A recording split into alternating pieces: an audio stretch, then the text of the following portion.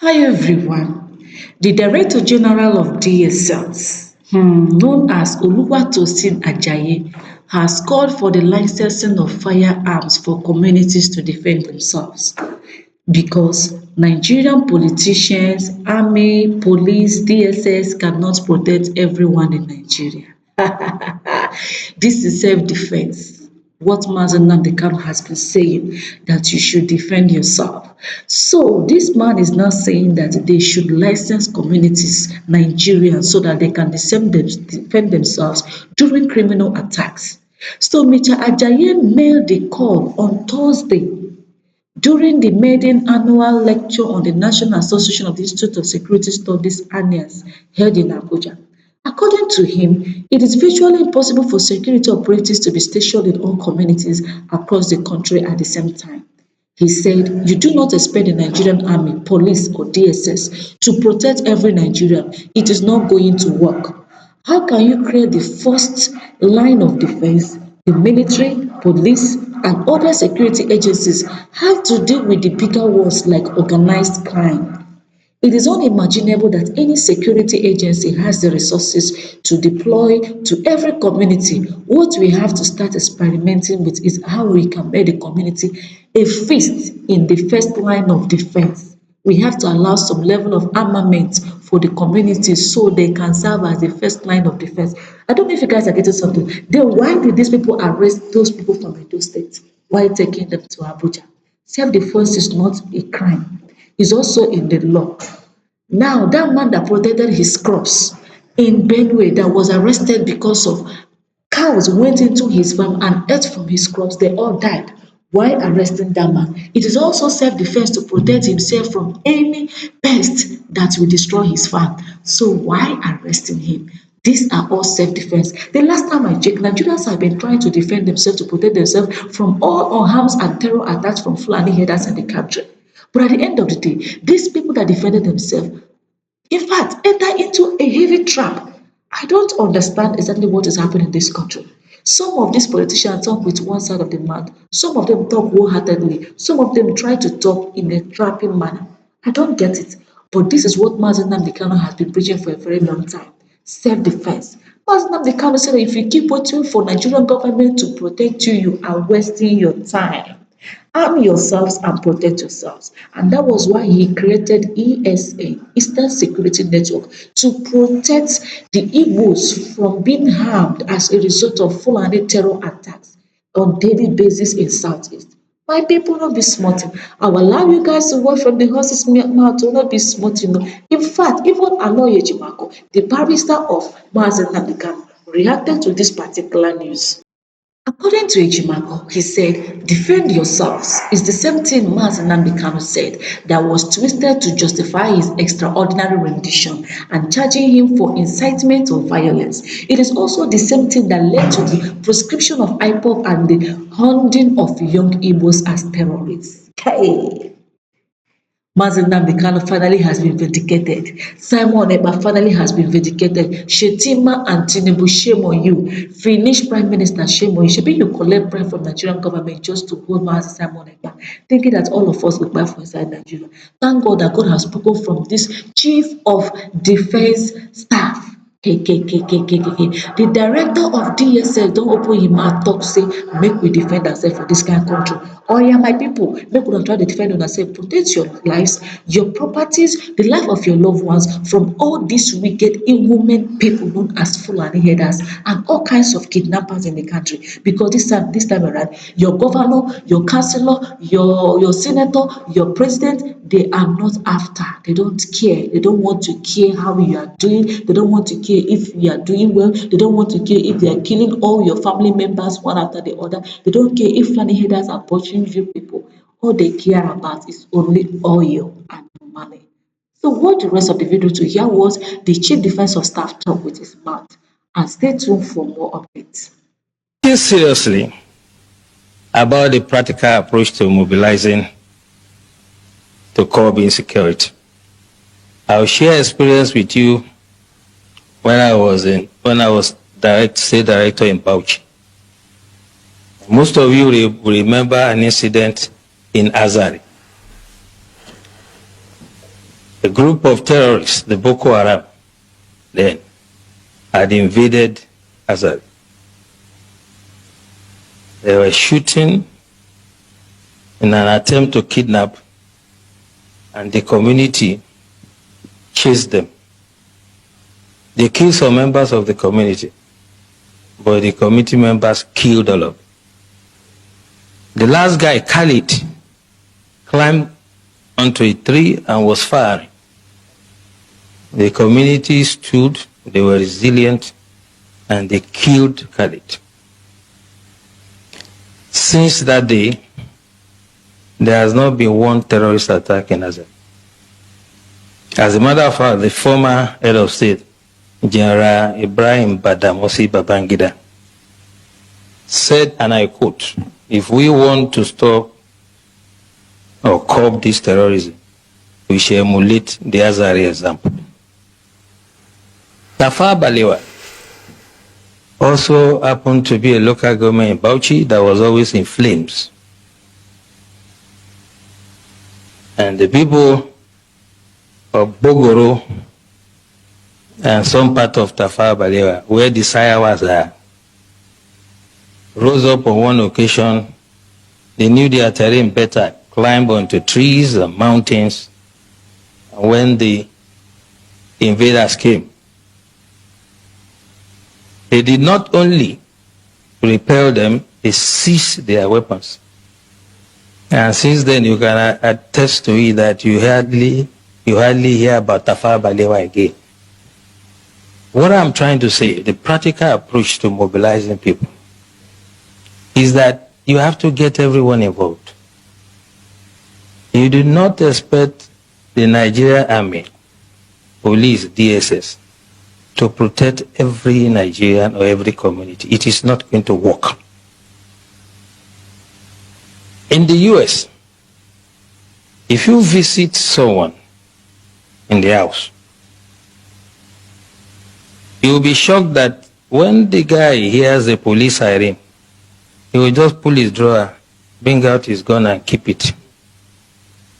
So one of my hosts did that, and I asked him, "Why are you putting gun here?" He said, "Well, if they are chasing someone and he enters my house, I'll shoot him first." And that is the layer we have to start thinking about.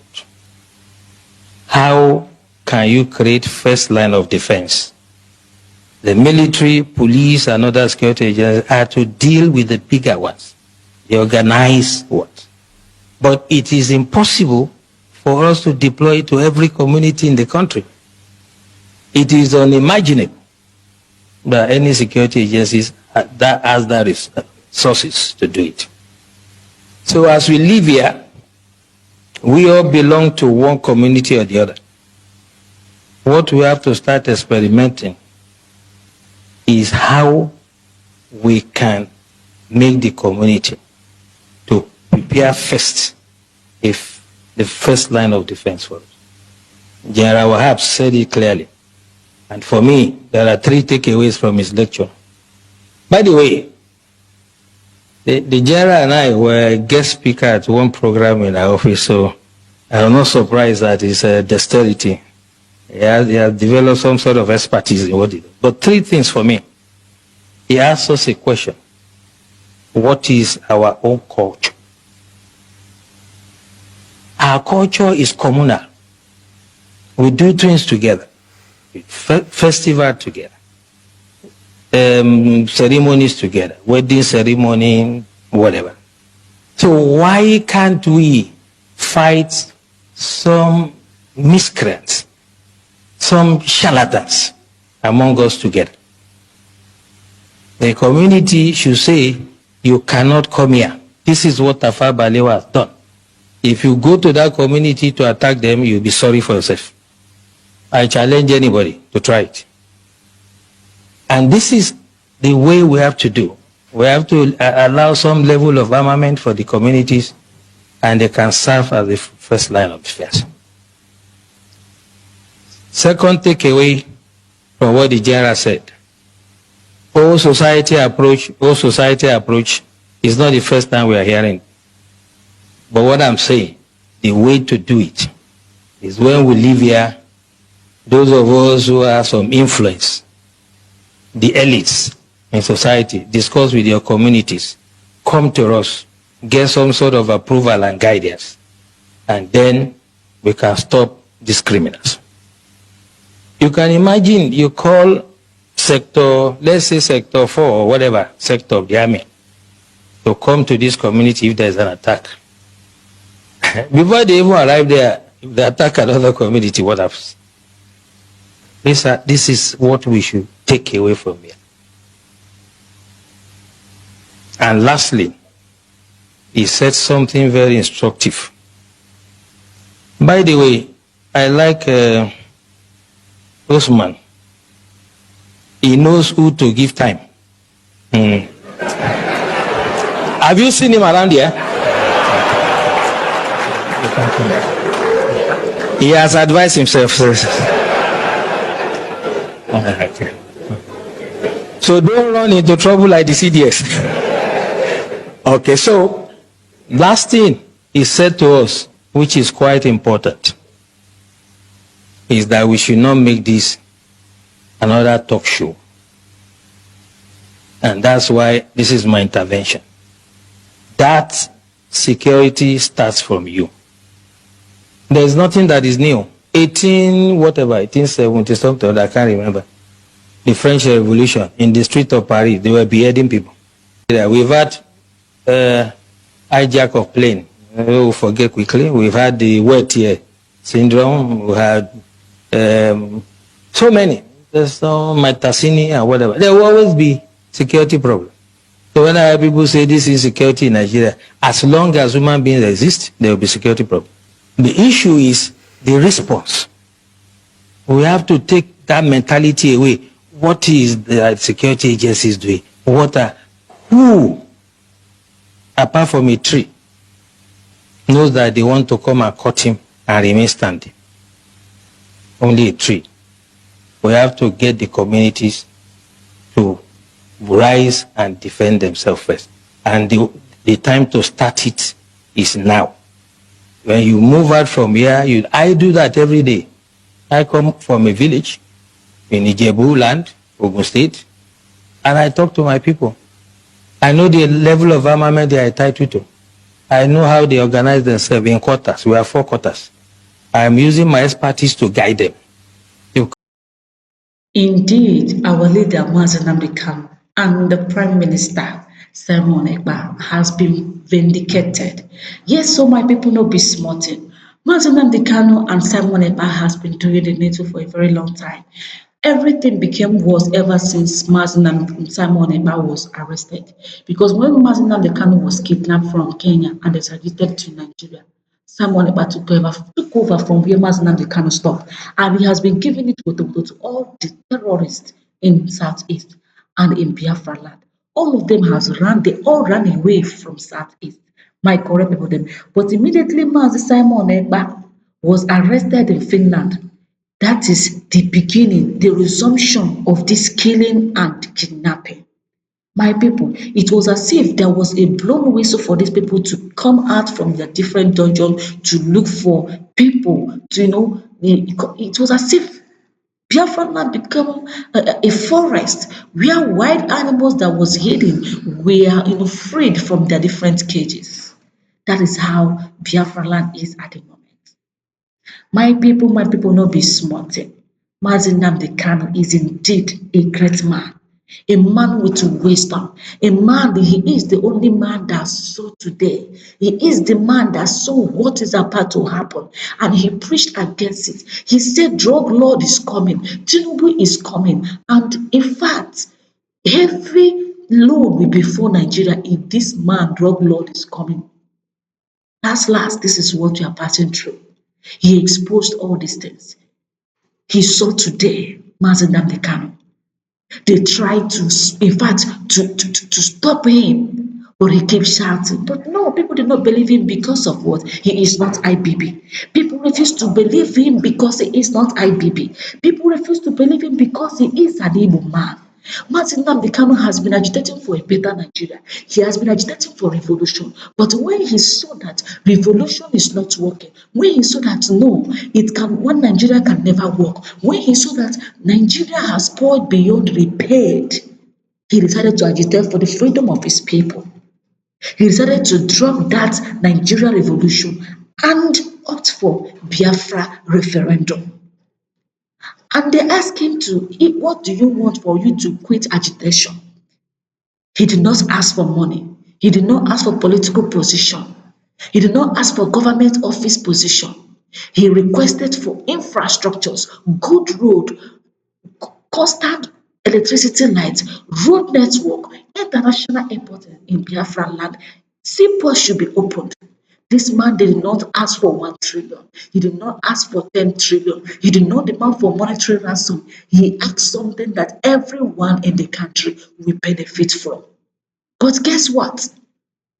Buhari refused to do it.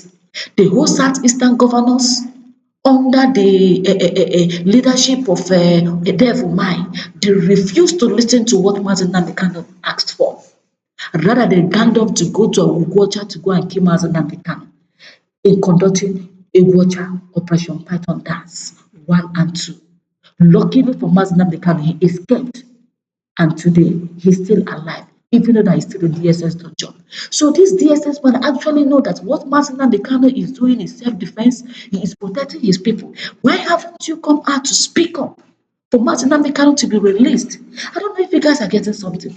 These politicians actually know the truth, but they are hindering the truth from the people to know. I don't know if you guys are getting something.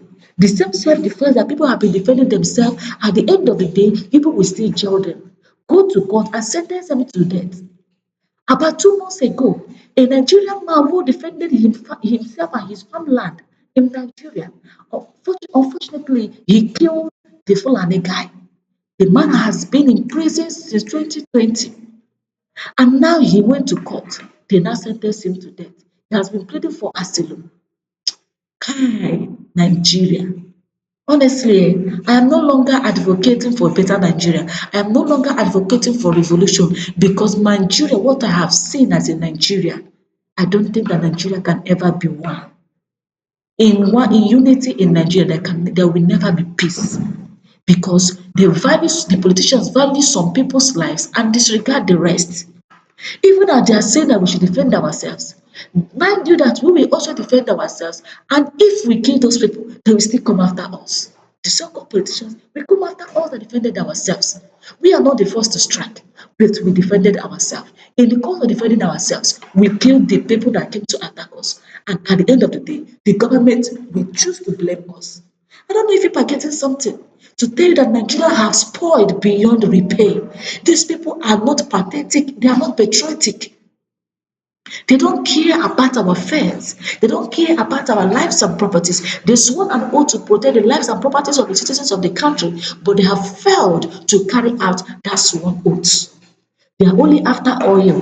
They are only after lead. They are only after the gold. All these natural resources in the country, that is what they are after. Their own personal gain, their own pocket. They are selfish. They are inhuman. They are chameleons. They will see white, they will turn to white. When they see black, they will turn to black. That is the kind of politicians we have in the country.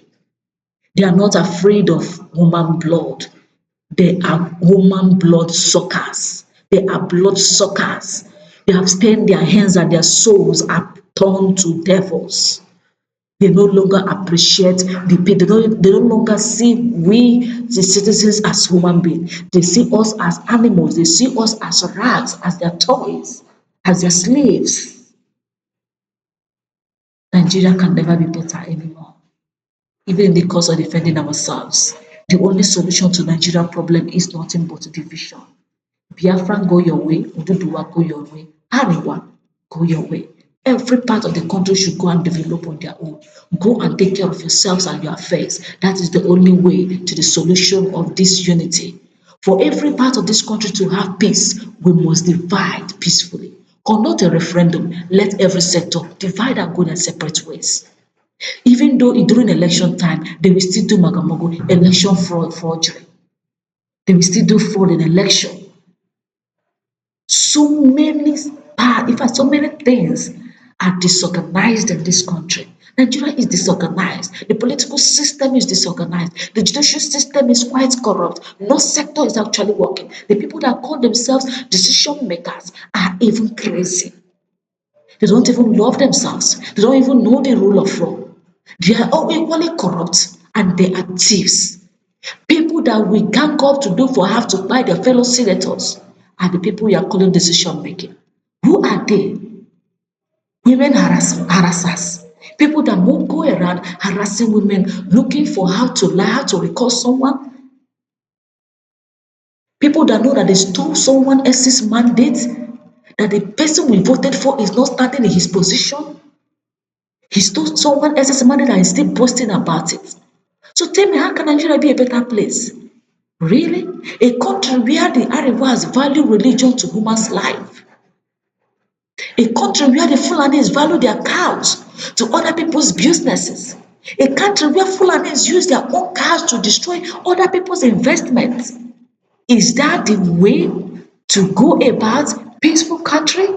Nigeria can never be repaired. It has spoiled beyond repaired. These are the words of Mazi Nnamdi Kanu. When he has preached for one Nigeria, preached for revolution, the same thing Sowo is preaching, the same thing that Basama preached previously before he joined Biafra, and now they are standing on division. And you are now coming to me to tell me that revolution will work, that we should come back and for revolution, that Nigeria will not divide. You are lying to yourself. The more you preach about one Nigeria, the more you are digging your collective graves. Yes, my correct people then. The truth cannot be hidden forever. The Igbo coup, remember that after that civil war, that thing they called Igbo coup, Igbo people were given only 20 pounds and all their investment, all their resources, all their wealth were taken away from them. Today, they don't believe that an Igbo man can survive. Any country you move in this world, you do not see an Igbo man run away. My people, that is in fact, the bitter truth. They tell you that Igbos are the real problem in the country, but they fail to tell you why Igbos are the real problem. Why? You kill them, you kill millions of Biafrans. You take away all their rights, you take away their resources, you take away their wealth, their investments. They still maintain and still become. You still choose to go into their forest and kill them. Martin Nnamdi said, you people are after the oil. You are trying to protect the oil, but these people abuse it, clearing your bushes. They are abusing, claiming your forests. The places you don't know exist in your forest, these evil Fulani headers, killers, these brutal people already know the end to your forest. And that is why they can kidnap and scot free, and the security operatives cannot do anything because they will use the Makarati bomb, buy your iron, buy your tin, buy your canteen. They will move different places with their leg just to know exactly what and what we have in our bushes. And later they will come out to tell you that they are hunters, they are with their cow, with their dogs and other things. Far, far, far, far. They are only looking for a way to confuse and cover their crimes publicly. But within their heart, they know that they are deadly. They know that they are evil. It is only people that are myopic in nature that will believe their twisted message and twisted way of defending themselves. Do you understand that? So self-defense, they know that self-defense is not against the law. As a matter of fact, it's expected of you to protect your life and that of your both your property and that of your family. If you see the kind of gun these headers are operating with, the kind of gun the kidnappers are holding, even Nigerian police, army don't have not even hold this kind of ammunition in their hands. Then you ask yourself, who are sponsoring them? I want to show some of you. In case you don't know, some of your politicians are behind all this kidnapping going on. Some of your so-called politicians, your godfathers, the people you are appreciating in government house are behind this kidnapping. They are behind these Boko Harams. They are behind these Fulani headers killings, in case you don't know. Nigeria is not the only Muslim country in the whole wide world. As a matter of fact, other even Arab Qatar is not behaving the way Nigeria is behaving. Qatar economy is steady, but look at Nigeria own. People choose to kill the Christians in your. Are you the only country that have both Muslim and Christians in the Nigeria in it? You are not. Other countries are cohabitating peacefully. They are living peacefully, sharing things in common, getting married, even to religion, different religion marriage, interreligion marriage. But what happens to Nigeria? It becomes a taboo.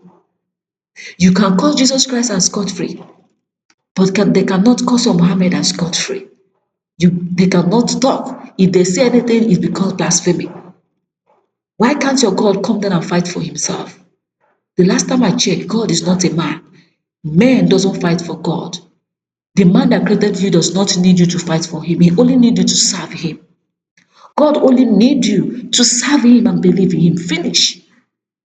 You are not expected to fight for your God. Rather, God should fight for you.